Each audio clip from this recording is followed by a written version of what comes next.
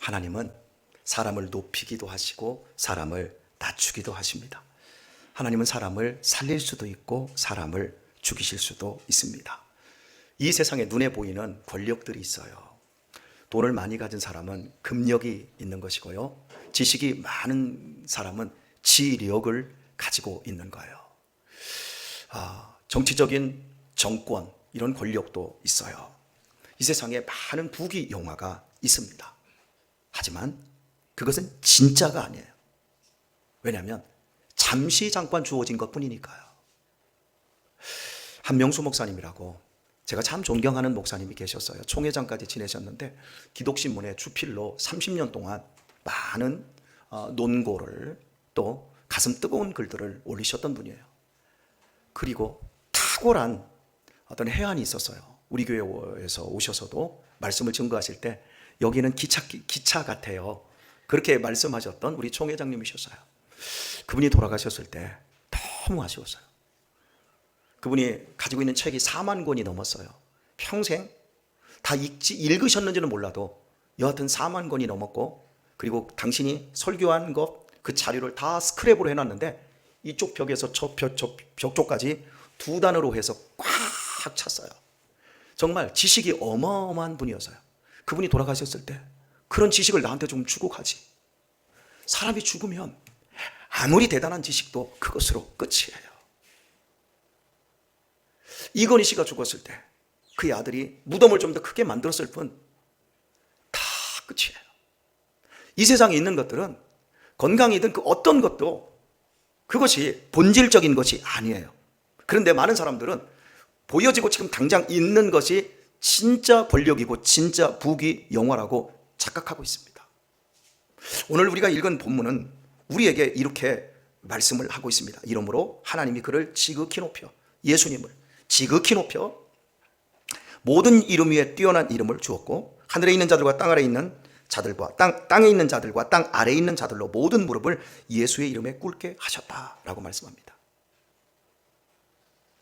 에베소서 2장은 우리에게 1장 마지막에서 예수 그리스도로 말미암아 만물을 통일되게 하셨다 그럽니다.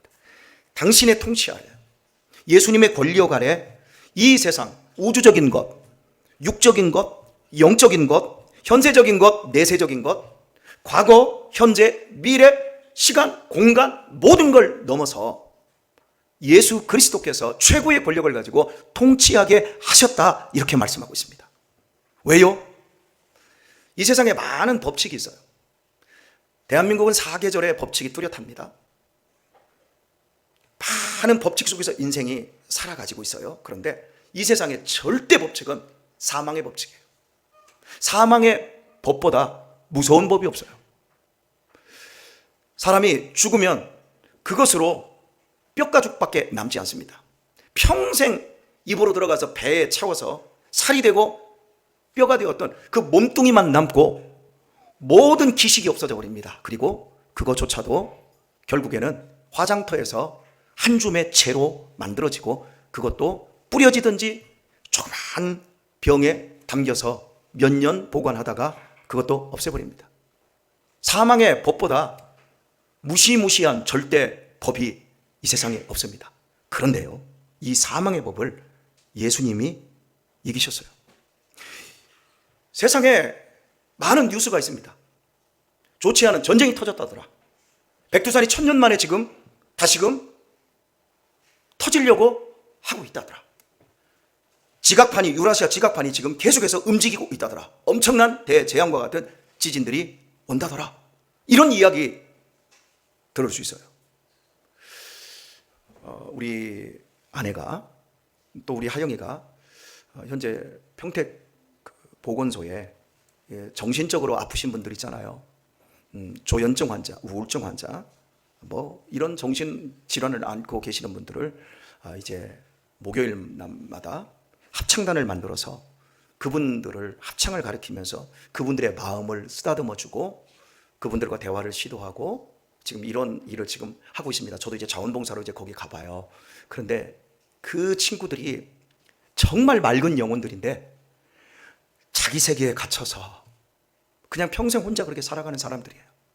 매우 불쌍해요. 그런데 제 아내가 지난주에 그들이 이제 합창을 한 두어 달 하면서 얼굴이 살아나고 누군가와 대화를 하기 시작하는데 그 사람들만큼 순수한 사람이 없어요. 정말 말 그대로 아기의 정신세계를 가진 사람들 같아요. 근데 우리의 편견으로 그 사람들은 위험한 사람이고 무서운 사람이다라고 착각하고 있을 뿐이지, 그들과 실제로 겪어보니까 얼마나 그들이 순수한 영혼들인지 알 수 있을 것 같아요. 근데 제 아내가, 여러분 오늘 혹시 기쁜 일 있어요?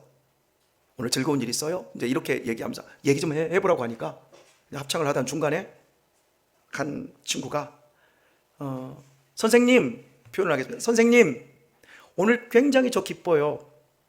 왜요? 우리 집에 닭이 알을 낳았어요. 그래서 굉장히 기뻐요. 생명의 신비, 생명의 탄생. 그 닭에게 이 노래를 해주세요. 수고했다고.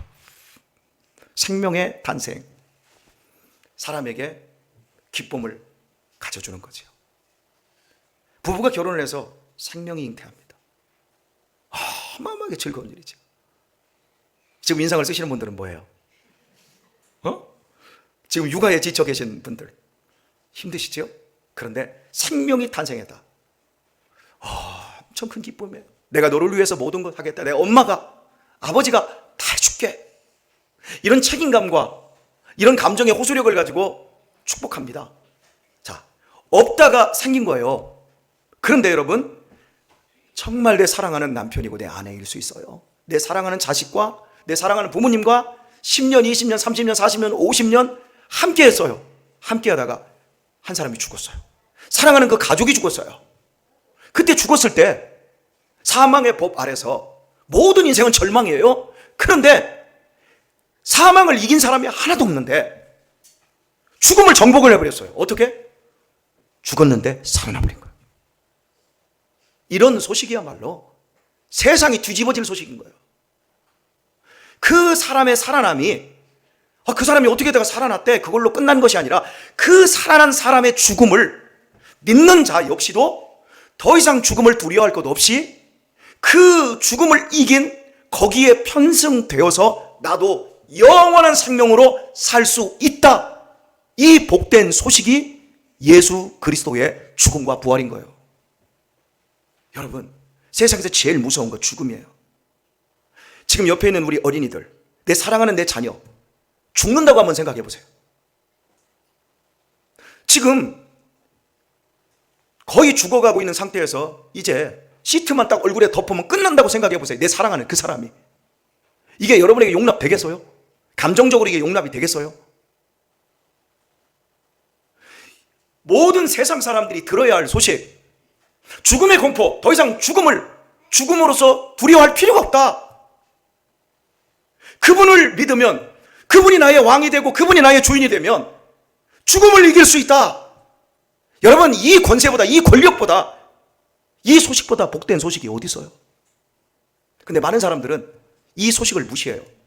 예수님이 죽었다가 다시 살아났다, 이 소식이 베드로후서에 보게 되면 지옥에도 선포되어서 지옥에 있는 영들이 모두 놀랐다 그래요. 그런데 우리는 지금 살아있어요. 그리고 영원한 생명을 살기를 원해요. 근데 이 소식을 많은 사람들이 무시해요. 들었어도 신화야, 신화. 그런 일은 그냥 교회 안에서 목사들이 하는 얘기야. 성경 시꺼먼 종이에 그냥 적혀있는 그냥 신화야, 신화. 사람들이 그렇게 치부하고 넘어가 버려요. 저는 이게 목사로서 너무너무 안타까워요. 여러분, 죽음은 끝이 아닙니다. 많은 사람들이 죽음은 끝이라고 여깁니다. 그러나 오늘 본문 말씀에서 분명히 예수님을 죽음 가운데서 예수님이 그를 살려내시고 하늘에 있는 자들과 땅 아래에 있는 자들, 그 땅에 있는 자들, 땅 아래에 있는 모든 자들의 무릎을 꿇게 하시고 그를 주라고, 모든 입으로 예수 그리스도를 주라 시인하여 하나님 아버지께 영광을 돌리게 했다. 이렇게 말씀하고 있습니다. 여러분은 죽음을 얼마나 대하셨습니까? 앞으로 적잖은 많은 죽음을 대할 것입니다. 그런데 비극적인 건 우리는 나의 죽음을 절대 대할 수 없습니다.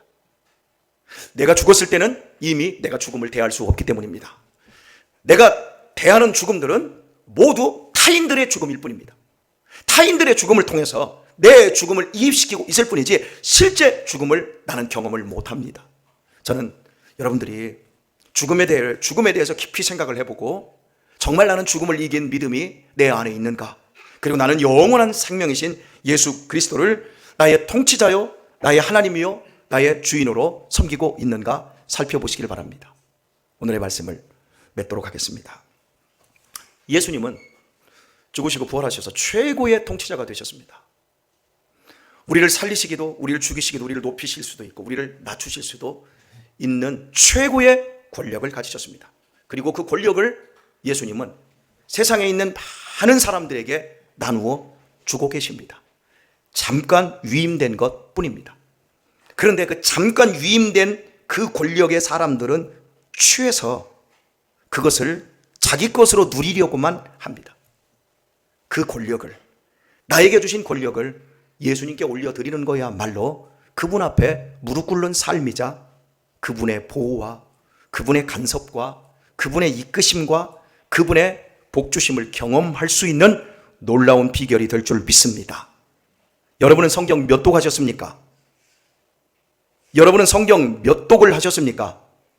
여러분이 외우는 성경 구절은 몇 개입니까? 성경 몇 독을 한 것보다 더 중요한 건 성경 몇 구절을 읽고 외우고 있는 거냐, 그것이 중요한 것이 아니라 당신은 어느 신학교를 나와서 어떤 과정을 거쳐 목사가 되었습니까? 이게 중요한 게 아니라 당신은 과연 몇 개의 구절의 성경을 성경 말씀대로 살아보았고 경험해 보셨습니까? 저는 그렇게 여러분에게 묻고 싶어요. 예수가 주십니다. 예수가 하나님이십니다. 예수님이 우리의 통치자이십니다. 그런데 여러분은 과연 그분의 통치와 그분의 주권과 그분의 축복과 역사를 과연 얼마나 경험하며 인생을 살아가고 계십니까?